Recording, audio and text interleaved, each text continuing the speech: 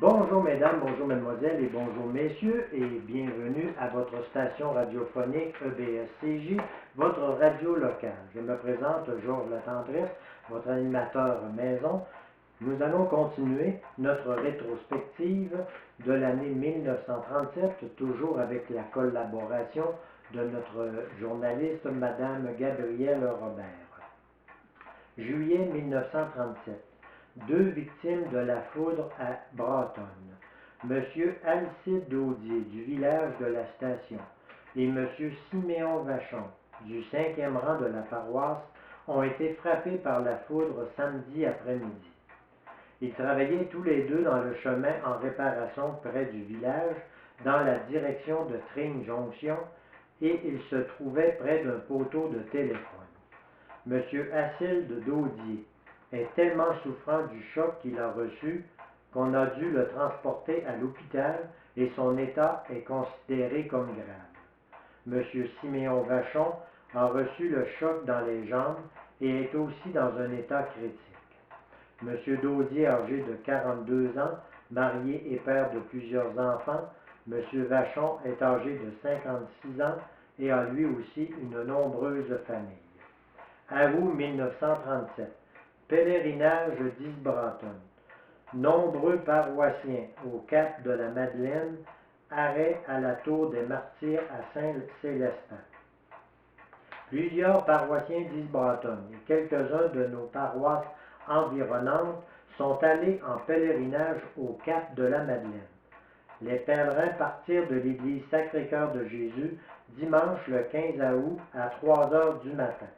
Ils s'arrêtèrent à la tour des Martyrs à Saint-Célestin, où la Sainte Communion fut distribuée et il eut instruction.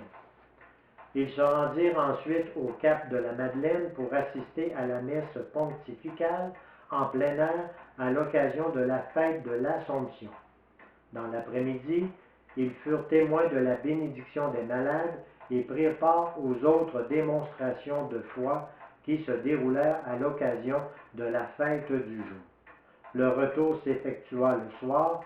M. l'abbé Henri Ménard d'Isbranton accompagnait les pèlerins. Septembre 1937.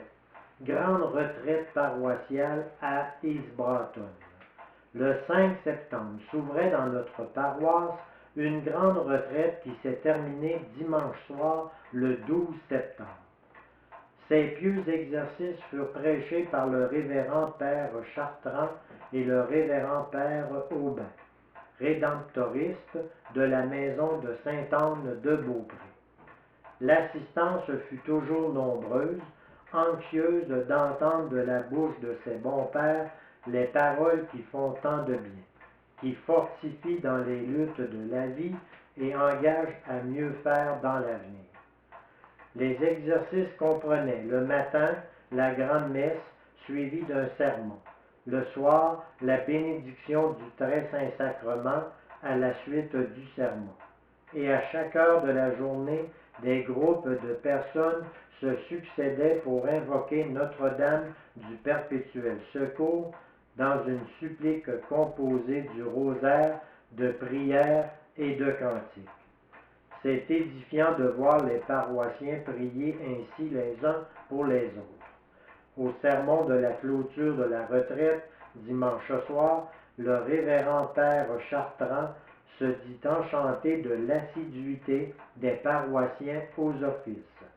Il remercia M. le curé Martel qui s'est dépensé sans compter pour le succès de cette mission. À la fin du sermon, le révérend Père donna à tous la bénédiction apostolique. Les paroissiens n'oublieront pas de sitôt ces jours de grâce et de bénédiction, et Dieu saura récompenser ses fidèles serviteurs. Octobre 1937. Belle fête aux députés de Beauce. M. Émile Perron, député de Beauce à l'Assemblée législative, a été, hier après-midi, l'objet d'une belle démonstration de la part de ses électeurs des différentes paroisses de son comté. Ceux-ci, sous la direction de plusieurs organisateurs, se sont cotisés ces jours derniers pour offrir à leurs représentants au Parlement de Québec une automobile dernier modèle, une Buick spéciale 1938.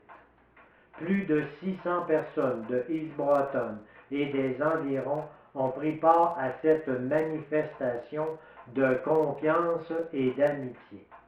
Elle s'était réunie au début de l'après-midi à la résidence de M. Perron pour ensuite s'acheminer en procession jusqu'à la salle de l'Hôtel de Ville où plusieurs discours furent prononcés. Cette fête était présidée par M. Antoine Lacourcière, avocat et maire de Saint-Joseph-de-Beauce. Au début de l'assemblée, une gerbe de fleurs fut présentée à Mme Perron par Mlle Colette Cloutier, fille de M. Émile Cloutier d'Isbranton. Une adresse fut aussi lue par M. Marcel Poulain de Beauceville. M. Perron remercia ses électeurs de leur attachement, traça un bref résumé de ce qu'il a fait pour eux et leur promit de faire tout son possible pour en accomplir encore plus à l'avenir. Novembre 1937. Broyé à mort sous un amas de pièces de bois. Un drame s'est déroulé hier dans les forêts d'Auburn, au Maine. M.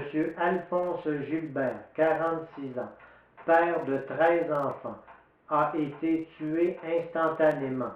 M. Gilbert était contremaître pour M. Édouard Lacroix. Détail tragique. En apprenant la nouvelle de la mort de son mari, Mme Gilbert a dû prendre le lit et on l'a administré dans la soirée. Lorsque le drame s'est déroulé, M. Alphonse Gilbert était à aider ses hommes à transporter des billes de bois. À un moment donné, un éboulis se produisit et le malheureux contremaître fut enseveli sous de lourds amas de pièces de bois. M. Wilfrid et Laurier Gilbert, qui travaillaient à cet endroit même, se portèrent au secours de leur père avec d'autres compagnons. M. Gilbert était sans vie lorsqu'on le releva. Ses deux fils communiquèrent avec le presbytère de Broughtoness pour annoncer la nouvelle. Comme nous le disions plus haut, en apprenant la nouvelle, Mme Gilbert s'est sentie indisposée et le médecin dut lui faire prendre le lit. Dans la soirée, il jugea opportun de la faire administrer. M. Alphonse Gilbert laisse pour pleurer sa femme et ses 13 enfants. Sa famille est domiciliée dans le 7e rang de notre paroisse. Décembre 1937, pour les pauvres à East Broughton. Une partie de cartes organisée par les dames de Sainte-Anne au profit des familles pauvres de notre paroisse a remporté hier au soir un magnifique succès à la salle municipale. L'assistance était très nombreuse et de jolis cadeaux furent distribués aux gagnants pour le euchre, le bridge et le 500. Un prix de présence fut aussi tiré, quelques objets de valeur furent vendus à l'enchère et tirés à la roue de fortune. L'entrain régna pendant toute la soirée qui a été un franc succès. Les dames de Sainte-Anne remercient sincèrement les généreux donateurs des prix distribués ainsi que les personnes de la campagne qui ont fait une large part de choses pratiques pour les pauvres. Elles remercient aussi tous ceux qui ont contribué par leur assistance ou de quelques autres manières au succès de cette œuvre. Ceci met fin à notre bulletin de nouvelles. Nous vous remercions d'avoir écouté notre station radiophonique EBECJ et nous vous disons à la prochaine.